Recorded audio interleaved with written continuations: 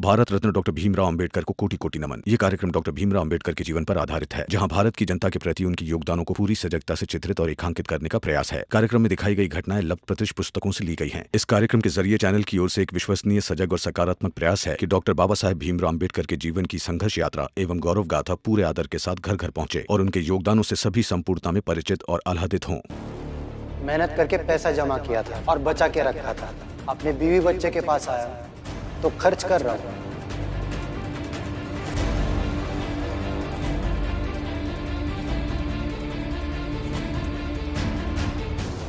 शोभा काकी,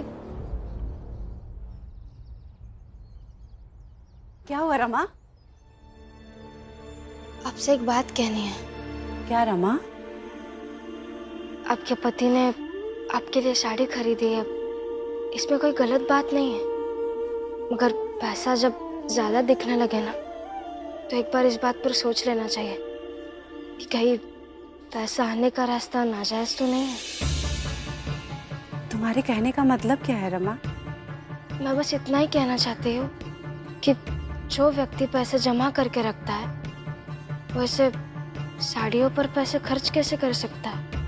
बाकी मैं बस आपको सचेत कर रही थी और कुछ नहीं।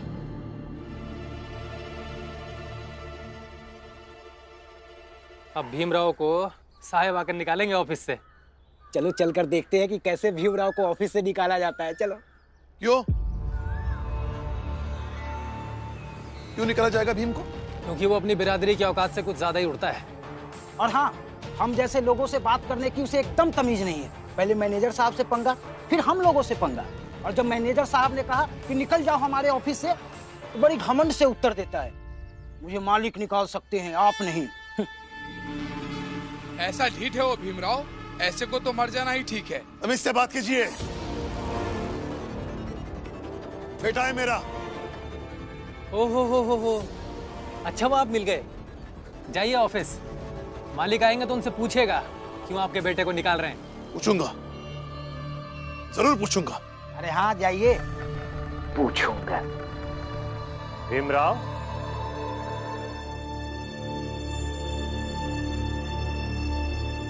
तुम्हें इस ऑफिस से क्यों ना निकाला जाए?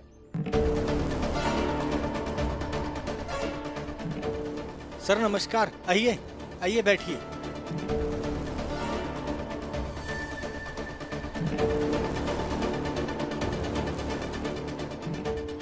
नमस्ते सर। भीमराव, तुम्हें इस ऑफिस से क्यों ना निकाला जाए? क्योंकि सजा तो उसे दी जाती है जिसने अपराध किया हो। मैंने कोई अपराध नहीं किया सर, तो मुझे सजा नहीं दी जानी चाहिए। सर, जो लोग यहाँ आए थे उन सब ने धमकी दी है कि अगर भीमराव यहाँ काम करेगा तो वो अखबार कल से नहीं खरीदेंगे। भीमराव, तुम्हारे पास कोई तरीका है कि वो लोग अखबार खरीदे? देखिए सर, मुझे ऐसा है तो बताओ, वरना चुपचाप रहो।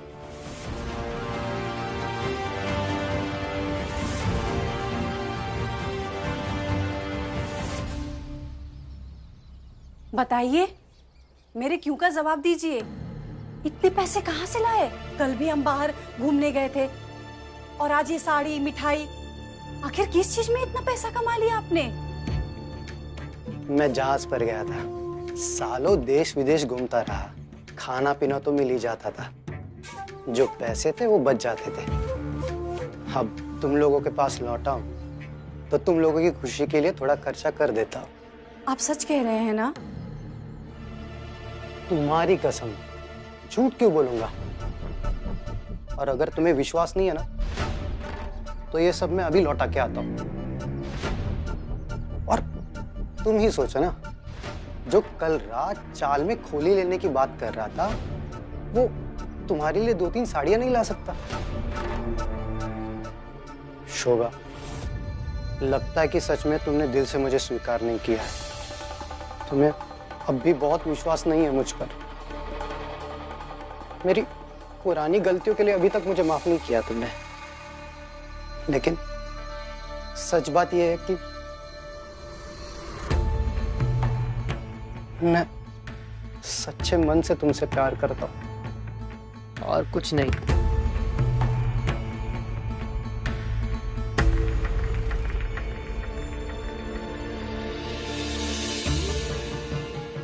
ठीक है,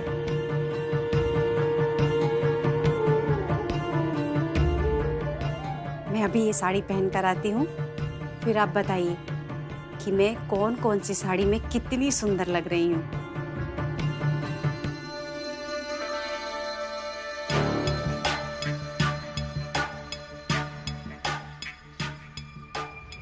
एक औरत का हृदय किस चीज से बना हुआ होता है कि पति की आंखों में आंसू देखते ही तुरंत पिघल जाता है। भीमराव पढ़ा लिखा है ना, उसी से पूछूंगा। बताओ भीमराव, इतनी लंबी खामोशी का मतलब है तुम्हारे पास कोई जवाब नहीं। हर सवाल का जवाब हाँ या ना में नहीं दिया जाता ना सर। मगर भीमराव, जो आदमी धंधा चलाता है उसे मुनाफा चाहिए। देखो, मैं बुरा आदमी नहीं हूँ। तुम्हारे केलुस्कर गुरुजी मेरे अच्छे मित्र हैं। उन्हीं के कहने पर उनका सम्मान रखते हुए मैंने तुम्हें यहाँ नौकरी दी है। लेकिन नुकसान सहकर मैं तुम्हें नौकरी पे नहीं रख सकता, इसीलिए जाओ। वही तो समझा रहा था कि जाओ, लेकिन ये आपका इंतजार करने लगा, पता नहीं क्यों। हाँ, इंतजार कर रहा था मैं, और इंतजार इसलिए कर रहा था क्योंकि मैं देखना चाहता था जिस व्यक्ति के ऑफिस में क्रांति की बातें रोज छपती है, वो व्यक्ति खुद क्रांति के लिए कितना तैयार है। क्रांति क्रांति तब तक ठीक है जब तक क्रांति बेचकर पैसे मिलते हैं, वरना। अरे क्यों बहस कर रहे हो? तुम्हें जो समझना था वो समझ गया ना, तो अब जाओ।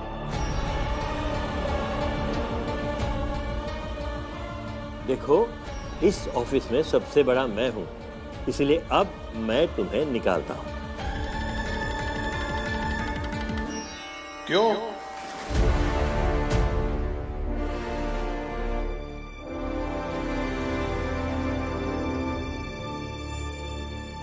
देखिए साहब, भीम के साथ इस ऑफिस में जो कुछ भी हुआ है उसका विरोध भीम ने नहीं किया है। उसने अखबार को छुआ तक नहीं। पता नहीं ये बात किसने फैला दी कि भीम अखबार को छूता है।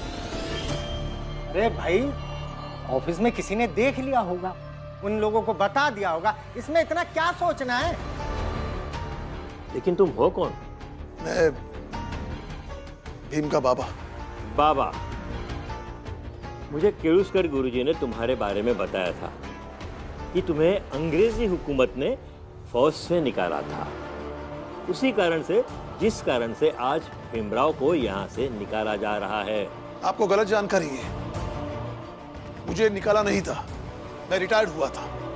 तो ये दलील, ये तेवर वहाँ अंग्रेज अफसर के सामने दिखाया था? सर, आपको जो भी कहना है आप मुझसे कहिए। मेरे बाबा के व्यक्तिगत जीवन के बारे में कुछ कहने का आपको अधिकार नहीं है। अरे तो अपने बाप को समझा ना, ऐसे ऑफिस में घुसकर बहस करना सही है क्या? ठीक है, मैं ऑफिस के बाहर जाकर बहस करता हूं।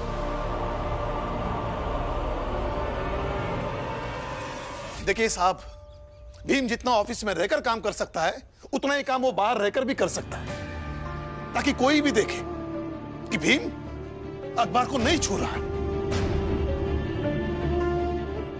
देखिए साहब, मैं आपसे हाथ जोड़कर विनती करता हूं, मेरे बेटे को नौकरी से मत निकालिए। वो बहुत पढ़ा लिखा है, अगर वो फिर से गिट्टी उठाने का काम करने लगेगा तो उसका आत्मविश्वास कम हो जाएगा, टूट जाएगा।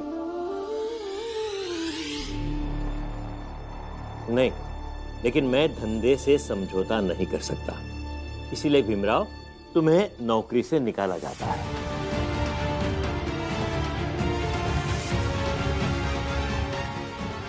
और जितने दिन काम किए हो ना, उस तनख्वाह में से इस नुकसान के पैसे काट दिए जाएंगे, क्योंकि लोगों ने यह कहकर अखबार जलाए थे कि इसके पैसे हम नहीं देंगे।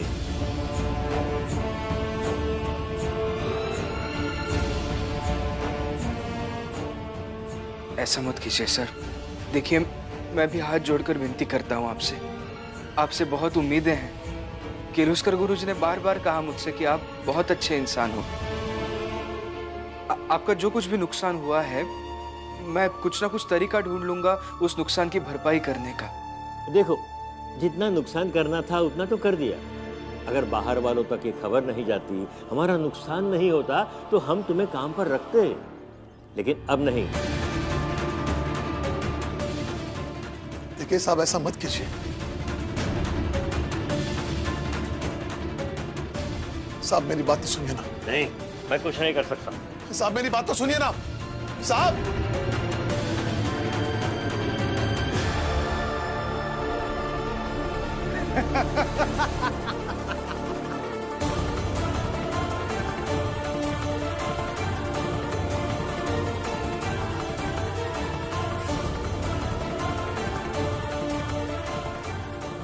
एक पत्नी का अपने पति के संकल्प पत्र पर हस्ताक्षर, ताकि अगर हम हारे तो पति पत्नी साथ में हारे, और अगर जीते तो इनका संकल्प और मेरा यकीन दोनों जीते। लो जाओ, बीवी के साथ अपने विश्वास के हस्ताक्षर को टूटते हुए देखते रहना। बदलाव चाहते थे ना? लो, बदल गया। दोपहरी में तुम्हारे चेहरे पर रात का अंधेरा आ गया। लो जाओ।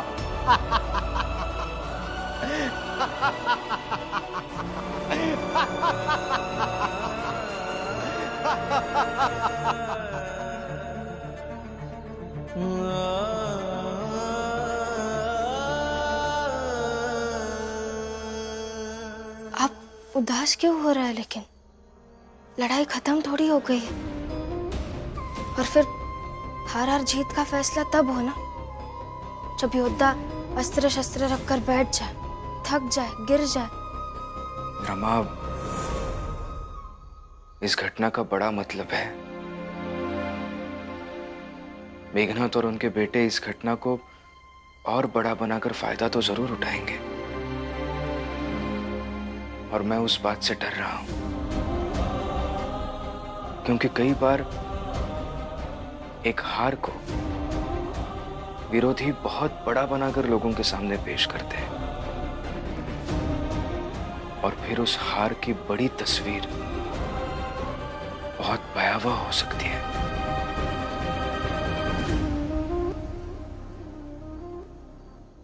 सुंदर, अति सुंदर।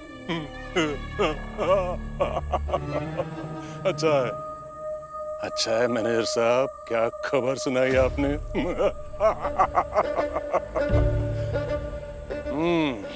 अब इस सुनहरे अवसर को थोड़ा अच्छी तरह से बनाते हैं, इस तस्वीर को थोड़ी बड़ी और भयावह बनाते हैं। क्या समझे? देखिए मैनेजर साहब, पहले ये भीमराव का नौकरी से निकाला जाना, उस भीमराव के लिए एक काम का उसके हाथ से चले जाना है, और हम इसे एक बहुत बड़ी घटना बनाकर उस भीमराव को भी सुनाएंगे और उन लोगों को भी। कुछ इस तरह से उन लोगों के मन में उसके नायक भीमराव के लिए एक विरोध पैदा हो, एक विद्रोह पैदा हो। मैं कुछ समझा नहीं।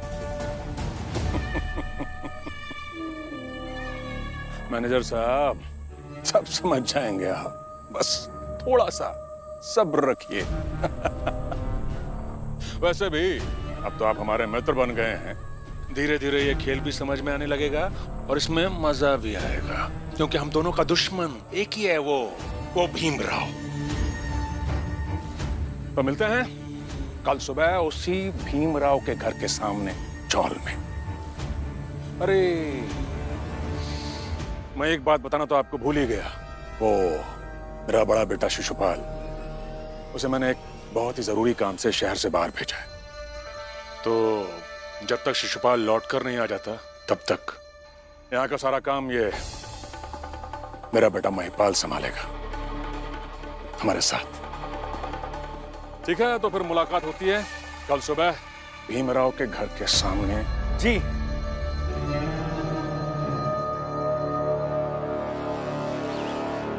भीमराव, भीमराव,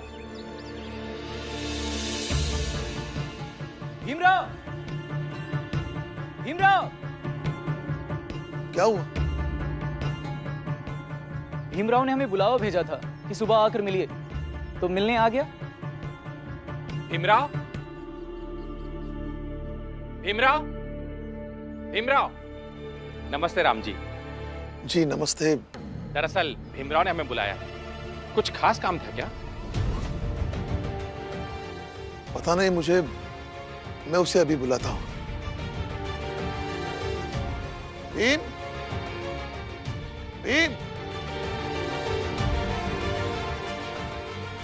क्या हुआ बाबा? तुमने इनको बुलाया? मैंने? नहीं, मैंने किसी को नहीं बुलाया।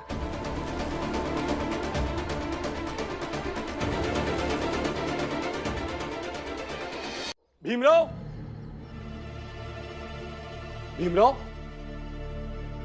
ऐसे अचानक से हम सबको क्यों बुलाया? मैंने नहीं बुलाया आप सबको। मैंने बुलाया है।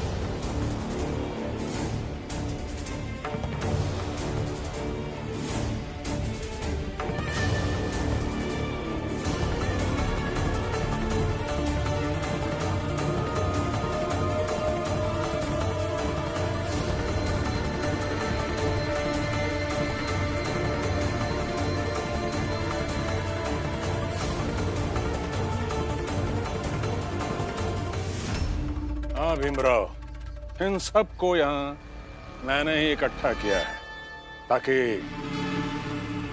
तुम्हारी कुछ बातों को इन्हें अच्छी तरह से समझा सकूं। क्यों? बहुत दिनों से यहाँ चाल में आके कोई नाटक नहीं किया, इसलिए आज आ गए क्या? नहीं, आज कोई नाटक नहीं होगा। आज बातें सिर्फ और सिर्फ वास्तविकता पे होंगी, और वो भी साक्ष्यों के साथ। और साक्ष्यों की प्रामाणिकता भी है तुम्हारे पति भीमराव के माध्यम से ही होगी। तो बोलो भीमराव, तुम्हें अखबार की नौकरी से निकाला गया है नहीं? मेरा मतलब है, ये सच है या नहीं कि तुम्हें अखबार वाली नौकरी से निकाल दिया गया?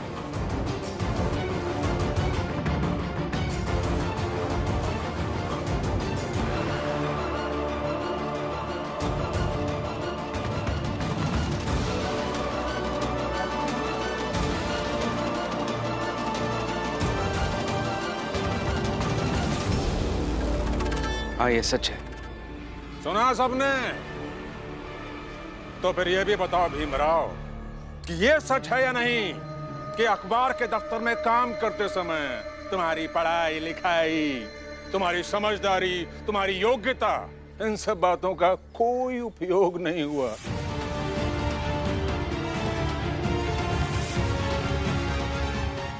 सच है। सच है।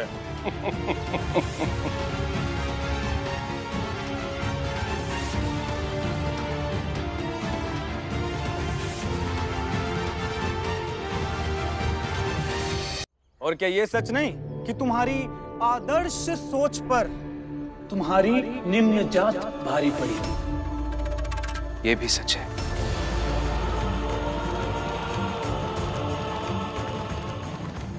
और ये भी तो सच है ना भीमराव कि अब तुम्हें भी लगने लगा होगा कि तुम जिस भी ऑफिस जाओगे 2-4 दिन में निकाल दिए जाओगे।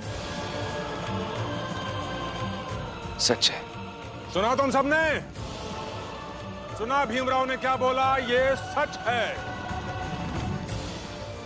तो अब इस बात को थोड़ा बारीकी से समझने की जरूरत है।